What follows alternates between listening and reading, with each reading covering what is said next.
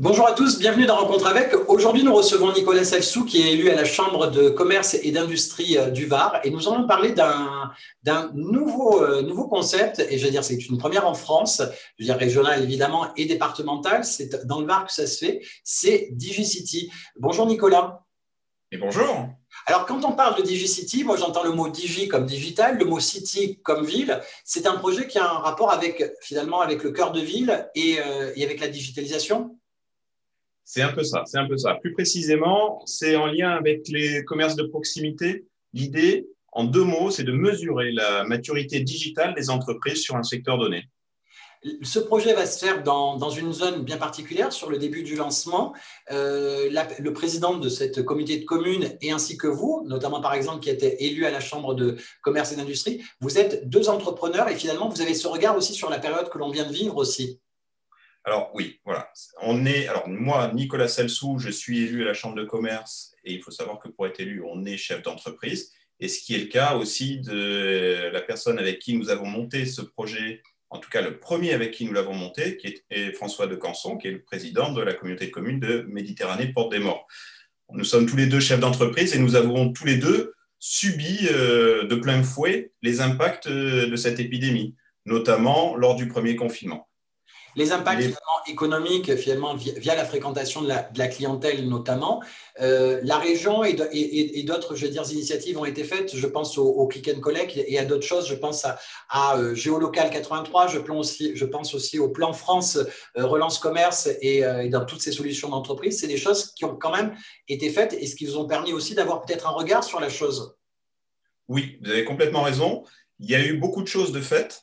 Il y a eu beaucoup de réactions. Il y a eu beaucoup de sentiments qui sont ressortis de ce moment-là, beaucoup de peine, beaucoup de gens qui ont eu du mal à passer ce cap. Et ce qu'il en est ressorti, c'est que ceux qui ont eu le plus de mal à passer le cap du premier confinement sont des gens qui n'étaient pas forcément présents ou sur Internet ou sur les réseaux sociaux, enfin, en tout cas qui avaient déjà une action digitale pour leur entreprise. Ceux qui étaient complètement absents ont vraiment souffert et ceux qui s'en sont un peu mieux sortis étaient déjà présents sur Internet. Mais ça, c'était du ressenti. Et tout l'objet de DigiCity, c'est de mettre des chiffres précis sur cette maturité. On a la capacité sur un secteur donné, là en l'occurrence, ce que l'on vient de mettre en place avec le président de Méditerranée Porte des Morts, pardonnez-moi, ce que l'on vient de mettre en place, c'est une étude sur son secteur, ça représente à peu près 1300 entreprises, et on va avoir la capacité de mesurer précisément sur ces 1300 entreprises lesquelles ont déjà une réelle maturité digitale, c'est-à-dire est-ce qu'ils ont déjà un site internet, est-ce qu'ils sont sur Facebook, est-ce qu'ils sont sur Instagram, et s'ils sont présents sur Facebook, est-ce qu'il y a des gens qui viennent les voir? Est-ce qu'il y a des interactions? Est-ce que, vous savez, communément, quand on clique dessus sur le petit pouce, est-ce qu'il y a des likes? Est-ce qu'il y a toutes ces choses qui font vivre de façon digitale une entreprise à un moment où on ne peut plus aller les voir sur le terrain? Je prends un exemple. Un restaurateur qui serait mis à faire du click and collect, s'il le fait tout seul sur sa terrasse, il ne va pas se passer grand-chose.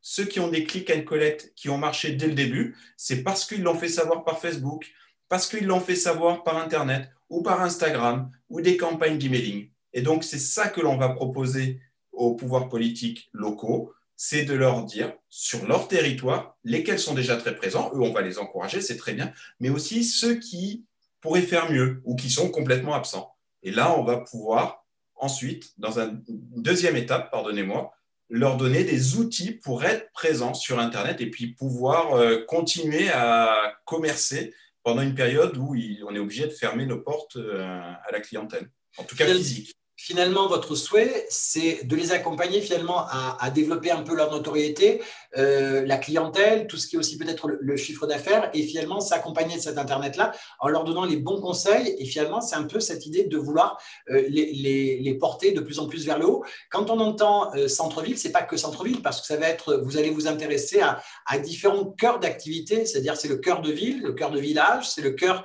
des zones industrielles, des zones économiques aussi, c'est-à-dire qu'il n'y a pas une zone qui est délaissée du tout dans cette vision.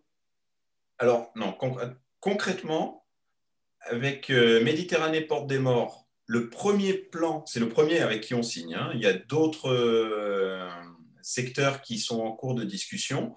Mais le premier avec qui on signe, ça a été de dire, on avait une discussion d'ailleurs, pour être très honnête avec vous, qui était avec François de Canson pour sa commune, pour la commune de Lalonde. Et tout de suite, il nous a dit, mais attendez, non, non, non, non, arrêtons tout. Moi, je ne veux pas me cantonner que à Lalonde. Pourquoi que à Lalonde? Non, faisons tout le secteur. Et c'est lui qui nous a dit, moi, je veux toute la communauté de communes. Et pourquoi laisser de côté les communes avoisinantes? Non, je veux tout le monde. C'est pour ça que le nombre de 1300 entreprises, qui peut paraître important, a tout son 1313 sens. pour être exact. Pardon? 1313 pour être exact. 1313 de façon très précise. Donc, on va avoir tout ce secteur géographique. Et c'est vrai que l'idée sous-jacente, c'est de pouvoir redévelopper le commerce de proximité.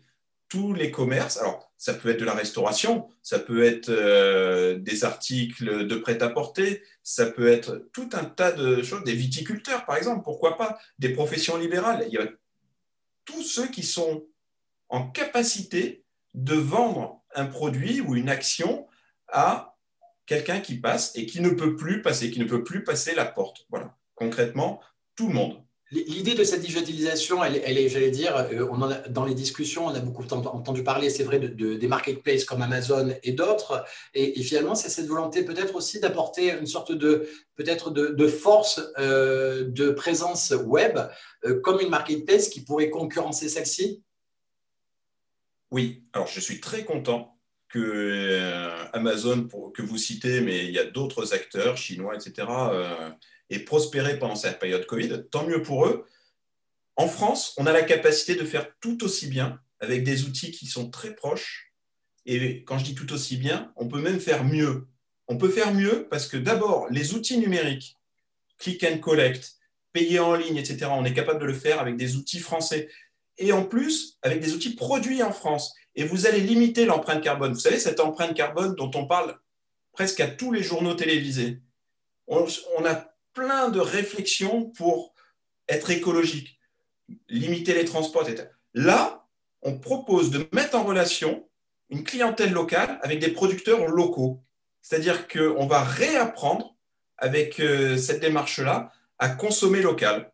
Juste un intermédiaire, le digital, l'intermédiaire, comme on faisait quand on a inventé les pages jaunes quelque part. Vous vous souvenez, il y a quelques dizaines d'années, les pages jaunes ont donné aux gens la possibilité d'entrer en contact par le téléphone avec un producteur local, avec un commerçant. Mais là, on va faire la même chose. On revient à l'essentiel.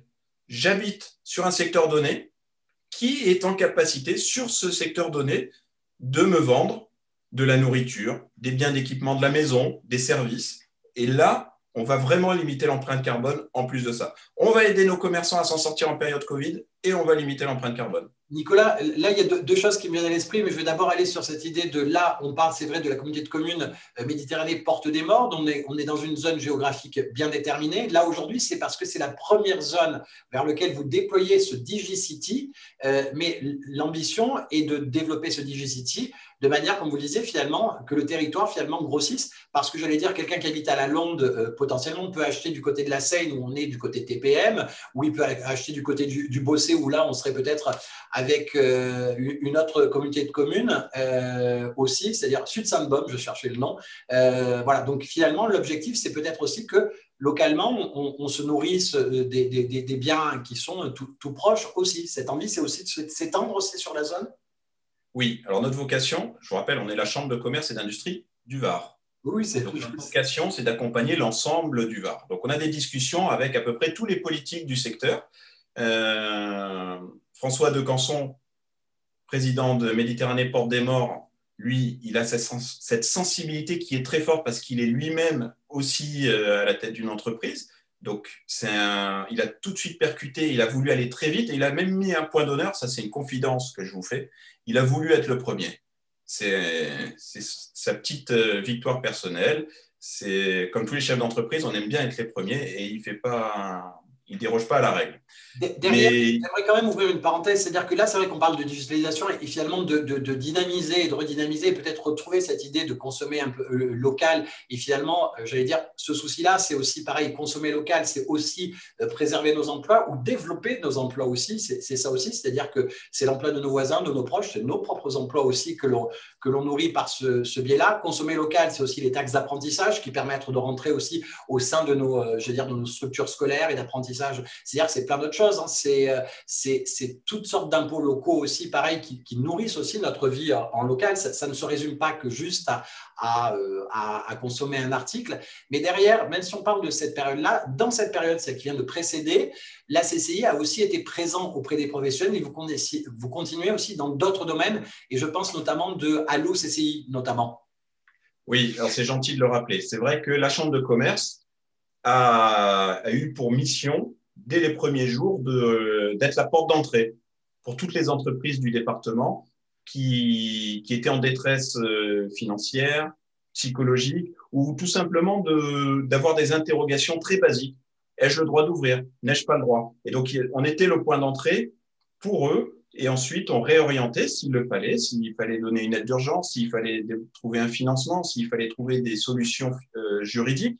Toutes ces solutions, on avait cette capacité, ce portail d'entrée qui, en effet, s'appelle Allo CCI avec un numéro de téléphone. C'est le 04 94 22 81 10. Il s'affiche à l'antenne, ce numéro de téléphone où on peut aller dessus. Un numéro de téléphone que l'on retrouve aussi sur votre site internet qui est var.cci.fr et où on retrouve aussi tous ces détails aussi sur DigiCity. Qu'est-ce qu'on peut dire encore comme peut-être dans l'idée de conclure encore ou de terminer des points qu'on aurait peut-être oubliés sur DigiCity? Alors, moi, en résumé, c'est que c'est un programme qui est assez novateur, qui est lourd, puisqu'on ne va pas forcément se focaliser juste sur une, deux, trois entreprises. On se focalise sur toutes les entreprises d'un secteur donné. Donc, c'est une grosse machine. C'est d'ailleurs pour ça que ça ne sort que maintenant. Il nous a fallu quelques semaines, quelques mois de développement et de discussion avec les politiques pour avoir quelque chose de vraiment objectif et efficace. Et ce qui serait vraiment génial, c'est qu'on ait la capacité de faire ça sur une zone plus étendue, le Var par exemple, et puis je serais très heureux que nos petits camarades au niveau national s'inspirent de ce que l'on a fait. Ça sera la preuve qu'on a produit quelque chose de qualité. Vous venez de le dire, c'est vraiment une première, c'est la CCI du Var et la première justement à avoir impulsé cette chose-là. Et comme on le disait, c'est-à-dire que c'est aussi quelque chose qui est possible grâce à plein d'autres éléments qui ont été mis en place, comme le plan France justement relance commerçant et commerce, pardon. C'est aussi pareil, ce Géolocal 83, c'est les click and collect, c'est-à-dire que voilà, il y a aussi beaucoup d'initiatives qui permettent de construire ce projet. Et finalement, voilà, si ça peut se développer dans la France entière, puisque c'est une première nationale. Un grand merci à vous, Nicolas Salsou, je rappelle, élu à la Chambre de commerce et d'industrie du Var. Et pour retrouver toutes les infos, var.cci.fr pour retrouver toutes ces infos. Un grand merci à vous, Nicolas Salsou. Merci à vous de m'avoir accueilli. Et si on a pu donner un peu quelques indices positifs aux entrepreneurs du Var, j'en suis très heureux. Merci à vous. Merci et puis à très bientôt. Merci à tous.